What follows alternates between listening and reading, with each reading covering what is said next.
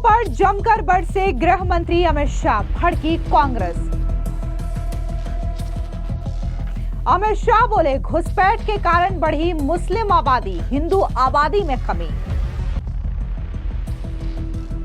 अमित शाह की दहाड़, उत्पीड़ित हिंदू शरणार्थियों का देश में स्वागत, लेकिन घुसपैठिए बर्दाश्त नहीं। मौलाना इब्राहिम हुसैन ने अमित शाह के बयान का किया समर्थन। देश के गृह मंत्री अमित शाह ने घुसपैठियों को लेकर के जोरदार हमला बोला है। उन्होंने साफ तौर से आंकड़ा जारी करते हुए यह बताया कि कैसे 1951 से लेकर के 2011 तक की जो जनगणना हुई है, इसमें काफी ज्यादा तेजी के साथ हिंदू आबादी घटी है, लेकिन वहीं दूसरी ओर मुस्लिम आबादी तेजी के साथ बढ़ी है। और ये जो संभव हुआ है वो घुसपैठ की वजह से संभव हुआ। दरअसल गृह मंत्री अमित शाह ने कहा कि 1951 से 2011 तक की जनगणना में जो भी सभी धर्मों की जनसंख्या वृद्धि में असमानता दिखाई देती है, उसका प्रमुख कारण घुसपैठ है। अब जिस तरीके से गृह मंत्री अमित शाह का ये बड़ा बयान सामने आया और घुसपैठियों को ये चेतावनी, तो इसको लेकर के कांग्रेस पूरी तरीके से बौखला चुकी है। कांग्रेस का ये कहना है कि देश के गृह मंत्री जो हैं वो अमित शाह है, बॉर्डर उनके अंडर में आता है, तो ऐसे में देश में जो घुसपैठियों की आबादी बढ़ रही है वो कैसे बढ़ रही है। तो वहीं दूसरी ओर मौलाना इब्राहिम हुसैन ने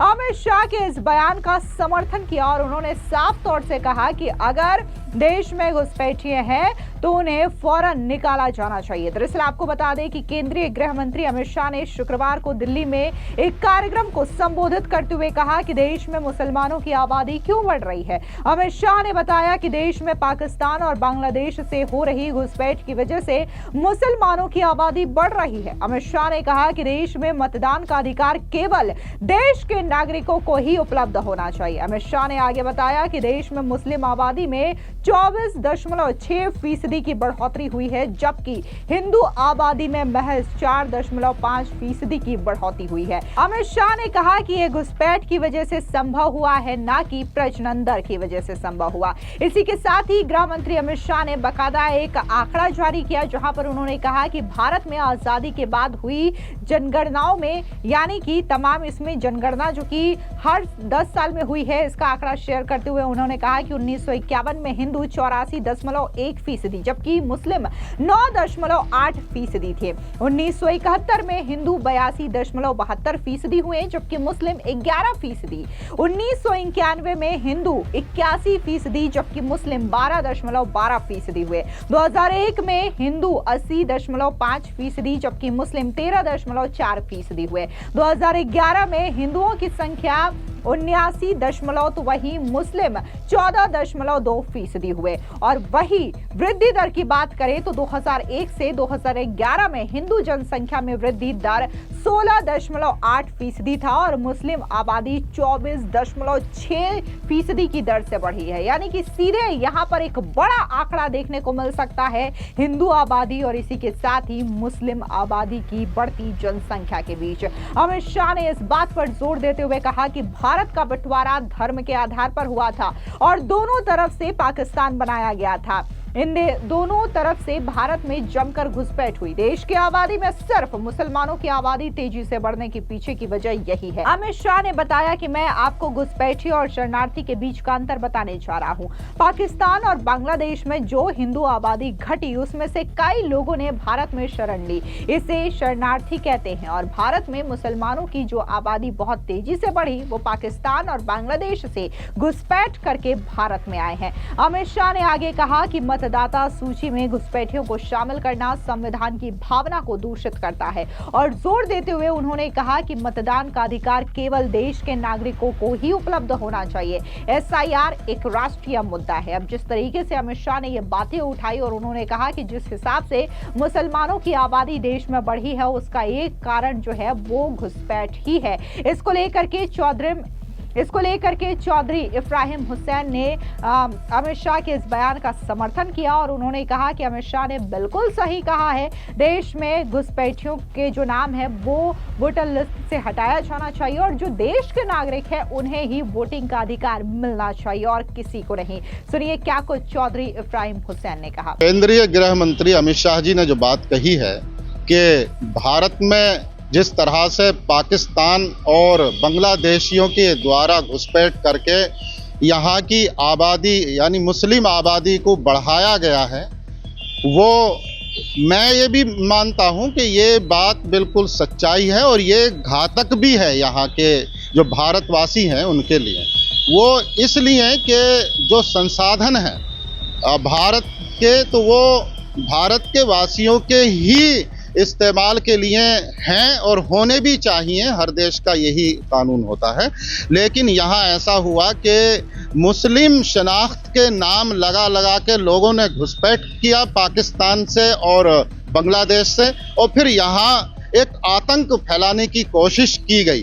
तो जो मतदान का अधिकार है वो बिल्कुल सही बात है कि भारत के वासियों को मिलना चाहिए, और जिस तरह से यहाँ के संसाधनों पे गैर मुल्की लोगों ने ये डाका डाला, लूटमार की, तो इससे हमारे नागरिक भारत के कमज़ोर हुए।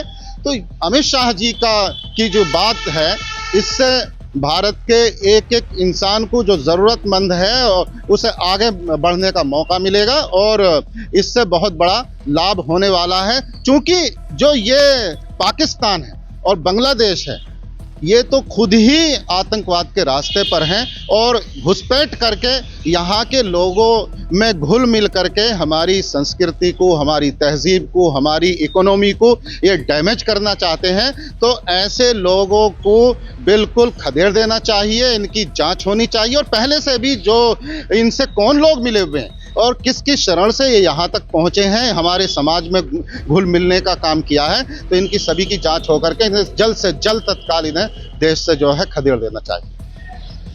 वही बात अगर हम कांग्रेस की करें तो कांग्रेस अमित शाह के इस बयान को लेकर के पूरी तरीके से भड़क चुकी है। कांग्रेस के वरिष्ठ नेता राशिद अलवी ने क्या कुछ कहा है उनके बयान की निंदा करते हुए, सुनिए। देखिए, मैं अमित शाह जी के इस बयान की निंदा करता हूं। अमित शाह जी भारत के होम मिनिस्टर, और होम मिनिस्टर बनने के बाद वो इस तरीके का बयान दे रहे हैं। अगर ये बयान उनका सच है तो उन्हें ये बताना पड़ेगा कि बिहार के अंदर जहां आप कह रहे थे कि बांग्लादेश के लोग, नेपाल के लोग और म्यांमार के लोग घुसपैठिया हैं, देश को बताइए कितने घुसपैठिया वहां पे निकले हैं, उनकी तादाद बताइए। आप नहीं बता सकते क्योंकि सच से आपका कोई ताल्लुक नहीं है। देश के अंदर कितनी आबादी बढ़ी मुसलमानों की, उसमें कितने घुसपैठिया हैं। सरहद पे तो आपने फौज लगा रखी है, फिर वो कहां से हवाई जहाज से उड़ के आ रहे हैं, और इसमें स्टेट गवर्नमेंट्स की कोई जिम्मेदारी नहीं बनती। इसमें सारी जिम्मेदारी भारत सरकार की है। अगर सरहदों पर आपने फौज ना लगा रखी हो तो आप बताइए देश को कि आप इस काबिल नहीं है कि आप सरहदों को महफूज कर सके। मुझे याद है मोदी साहब जब मुख्यमंत्री थे तो रोज बोलते थे कि अगर घुसपैठिए घुसते हैं तो उसके लिए भारत सरकार जिम्मेदार है। तो अमित शाह जी की आदत है कि वो हिंदू मुस्लिम करते हैं, देश में नफरत फैलाते हैं। बिहार का चुनाव है, इस चुनाव के लिए वो एंटी मुस्लिम बयान दे रहे हैं। देखिए, अमित शाह जी देश के होम मिनिस्टर हैं और बगैर सोचे समझे इस तरीके के बयान देते हैं कि लोग शरणार्थी को और घुसपैठियों में फर्क नहीं कर पाते। देश के लोग बेवकूफ नहीं हैं। ऐसा नहीं है कि अमित शाह जी अकेले इसकी मालूमात रखते हैं। देश का हर नागरिक समझता है।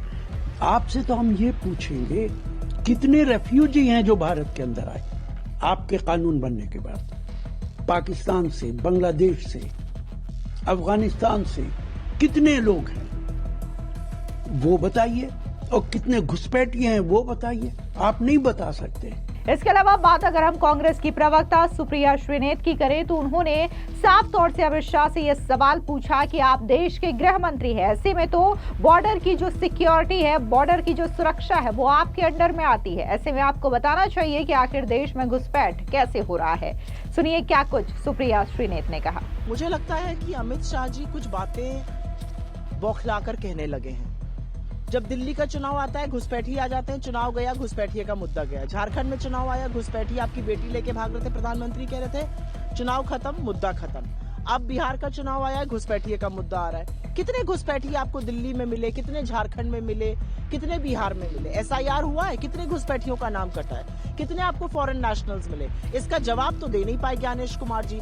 और अमित शाह जी अपनी ही बात में फंस गए। अमित शाह जी का कहना है कि जो 14% पॉपुलेशन थी वो 24% हो गई क्योंकि घुसपैठिए आ गए, फिर उनको वो ट्वीट डिलीट करना पड़ा। मतलब आपकी नाक के नीचे रहते हुए आपकी सरकार 11 साल से अगर हमारे बॉर्डर से घुसपैठिए घुस रहे हैं तो ये किसकी विफलता है, ये किसकी जिम्मेदारी है? गृह मंत्री आप हैं, आपके ऊपर काम है और आपके ऊपर जिम्मेदारी है बॉर्डर को सुरक्षित रखने का। तो आप बताइए ना इस बारे में।